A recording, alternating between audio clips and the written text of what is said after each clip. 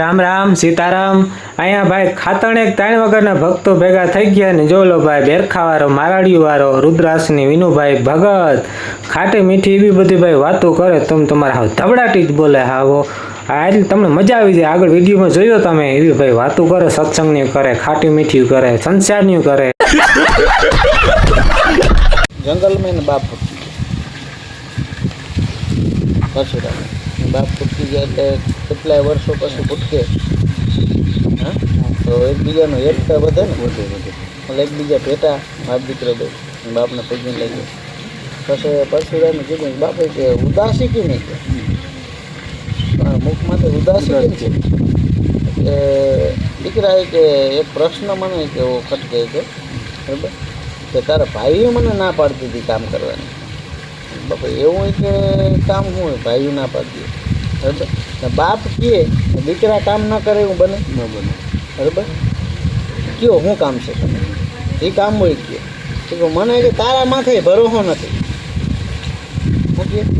મને તારા માથે ભરોસો નથી બરાબર તું મને વસન આપ કે હું તને જે કામ કહું એ તું મારું કામ કરજો।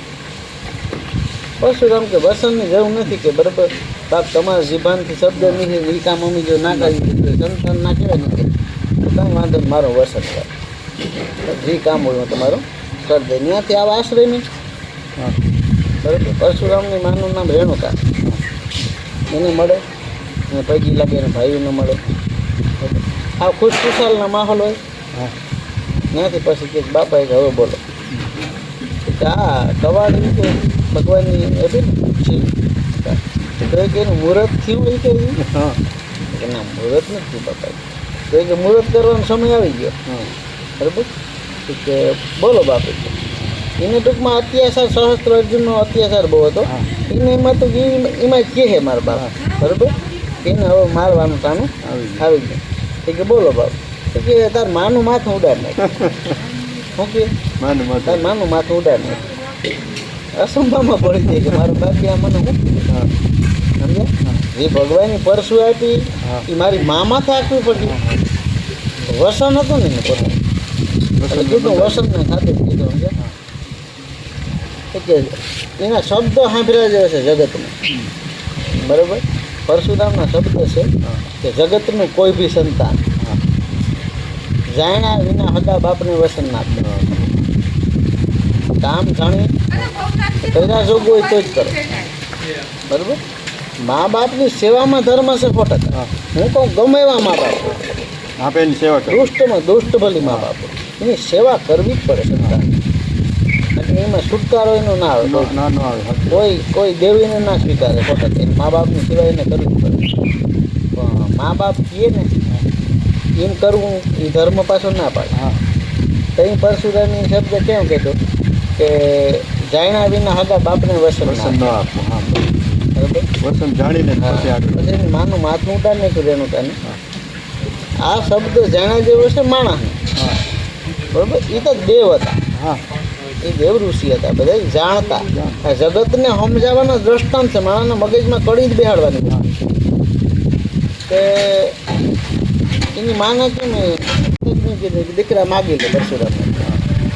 બરાબર એક બાપનું કહ્યું દીકરાનું વસન પાલન કર્યું બરાબર માગ જી જોઈ માગી એટલે એની પાસે માગણી કામ કરી બીજું કંઈ નથી જોતું બરાબર પણ મારે માને સજીવન કરતી હું મારે માને સજીવન કરતી બીજું કંઈ જોતું નથી એટલે એ પાસે એનું વસન કરે રેણુકાને પાસે સજીવન કરે બરાબર। રેણુકાને એના દીકરા પાસે ગરદન કપાવવાનું કારણ કામ એનો ભેદ તો હોય ને ભેદ હોય ને પોતે મારી હતો બરાબર એના દીકરા પાસે કેમ ખબર કે તારી માઈ આ કામ કર્યું બરાબર કેમ કે સહસ્ત્ર અર્જુનને એ ગઈ હતી હાજી એને ચેતવવા ગઈ હતી કેવા ગઈ હતી પણ કંઈ દુષ્ટ કાર્ય નથી કરવાનું બરાબર એ આ જાણતોય બરાબર પણ એનો જો એક શબ્દ સમજાય જેવો શું હોય કે સ્ત્રીને બરાબર દિયાસમાં પછી એટલું ન થાય આ ગુનો બને બરાબર દીકરા વિરોધમાં થાય ને બાપ વિરોધમાં થઈ જાય ને ઘરવાર વિરોધમાં થઈ જાય હા અને સંતાન વિરોધમાં વિરોધ કહેવાય ને પરશુરામની કવાડી મળી એની માને એને રેણુકાના ઘરવાળો એને કીધું આજ્ઞા દીધી બરાબર પેલા માનભાઈ હે એ શબ્દ કેવા હાટું પાડ્યો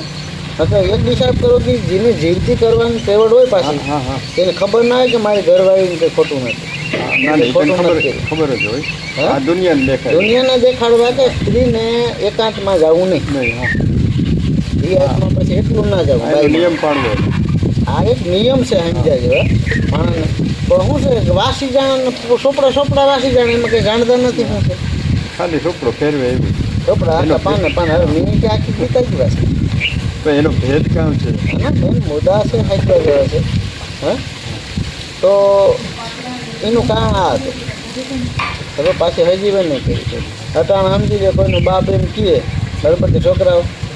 પોતી કંઈક વાંકમાં હોય ત્યાં આડાવરા બાસણમાં કંઈ નહીં હોય છોકરાઓને કે હાલો કાઢો ખવાડો અરે હાલો મારા દીકરા હાલો એના બાપનું કંઈ કોકના મોઢા ઉડાડ નાખે કે માર નાખે ને જેલમાં દીકરા હળે એ બાપની તેવડ નથી કે પાછા કાઢી ના ન નીકળે ઉની તાકાત હતી જીવતી કરી દીધી હા હા હા એને એનામાં શક્તિ હતી જગતને સમજાવવાના દાખલા દીધા એ ના સમજે એવું થોડું હોય આટલી ત્યાં શક્તિ હોય તો જ આ કામ કરાય તો જ કામ કરે બરાબર એ બહુ સમજ્યું છે સમજ્યા બધે શાસ્ત્રોમાં અલગ અલગ સમજવા જેવી વસ્તુ છે ગીતાજીમાં એમ કહે ભગવાન બરાબર કે છેલ્લા જીવમાં શું કહે બરાબર કે મારી ઈચ્છા વિના મારી મરજી વિના પાંદડું હલી ના હોય હા ને ક્યાં આટીઓમાં સર ધોકા આવતા એને ભગવાન નહીં આવે ના ના એ પાછું વળી બદલી જાય શું થાય કે એના કર્મ ભોગવે હા એ કે એના કર્મ ભોગવે છે તો કર્મમાં આવી જાય એમાં બધામાં આવે તો કર્મ કેમ કરી શકે કયો એની મરજી વિના પાંદડું ન લે અને કર્મ કેમ થાય રાતે એની બનાવી દિવસે એની બનાવી હા આ બધું કરવું પડે ને સારું ખરાબ બે કરવું બે રાખવું પડે એટલે એની મરજી વિના થઈ શકે કઈ વસ્તુ આ પાંદડું ન થતું તો નથી થાય ને બરાબર સાવ સહેલી કડી કહી દીધી કે મારી મરજી વિના પાતું ના હલી શકે હા આ રામાયણની અંદરમાં સમજી ગયો કે કડી કડી સમજાય જાય હા બરાબર સીતાજીનું હરણ કર્યું તો રાવણ બાવાના વેહમાં ગયો ફિક્સું છે ભિક્ષુક બની ગયો બરાબર ત્યાં સીતાજી એક શબ્દ કી સમજાય જાય સમજાય સીતાજીનો એક શબ્દ શું છે કે એને ઉપાડી ગયા પછી બરાબર સીતા હવે સમજી ગયો કે દ્રષ્ટા થતો હા હા હા ને એની માં બનાવીને લઈ ગયો હતો હા દુનિયાની બતાવી અશોક વાટિકામાં કેમ રાખ્યા હતા માતાજીને તેની મેલી એવી રાણીઓ કોણ નથી કે આને કહી ગયું કે રાણી લઈને આવતો કદાચ એમાં ક્યાં અંકુશ હતો ના નહોતો બરાબર એને ખબર હતી કે આને કલંક ખાવ ના લાગવા દે હા હા પછી તે ટીવીમાં બનાવીને એને મોકલે બરાબર કે તણહેલું માતાજી રાખે ને જાય તે વળી એમને ભડકા થાય ભાગી જાય સમજ્યા આજે જગતની એવા દ્રષ્ટાંત હતા એ બધાય દેવરૂપી હતા બધા સમજુ હતા આ બધું બનાવવું પડે હા એ રાવણ કે જેવો તેવો તો નહોતો હા. એનો 10 માથા હોય હતા સીતાનો ઉપાસક હતો પછી આમ જ્યોતિષમાં પારંગત હતો બધાને ખબર હતા પણ હવે એ સીતાજીની જો એ ઉપાડી જાય તો જ રાવણનો યુદ્ધ થાય નકર યુદ્ધ ન થાય અને રાવણને રામ મારે તો જ મોક્ષ મળે તો જ મોક્ષ. ને સીતાજી દુઃખમાં સીતાજીને રાવણ ઉપાડી ગયો બરાબર તો એના શબ્દ શું છે સમજ્યા જેવો જગતને તો હર ભગવાધારી સંત ના હોય હા આપણે કોઈ સાધુ સંતનો વિરોધ નહીં નથી પણ સાધુ સંત છે જ હા તો ભગવા પહેરેલ બધાય સંત ના હોય હા ગમે એનો વિશ્વાસ કરી લેવો હોય બધાય સંત ના હોય ત્યાં પિતાજીના શબ્દ છે આ બધાને વિશ્વાસ ન કરવો બધા વિશ્વાસ પાત્ર જાણીને હા પછી બ્રાહ્મણ બરાબર દક્ષિણા કોઈ માગે નહીં બરાબર તમારો આ સાહેબ છે હવે એમાં હિસાબ કરો ટીવીમાં એ રીતનું બતાવે કે ગંધર્વ વિવાહ કર્યા હતા હા વિસરવા ઋષિ બરાબર પેપ્સીને કે ઉપાડીને વિવાહ કર્યા હતા હવે ટૂંકમાં એને કંઈ એવી ભૂખ નથી હા એના ઘરમાં દેવી પુત્રી હતી હા એનો દીકરો ધન કુબેર થયો હા ધન હા તો અસુરીને થોડો પરણ્યા ન પડે બરાબર એમાં એક કાવતરું છે હા બરાબર એક હિસાબ કે બુદ્ધિ હતી નથી એવું નહીં બધામાં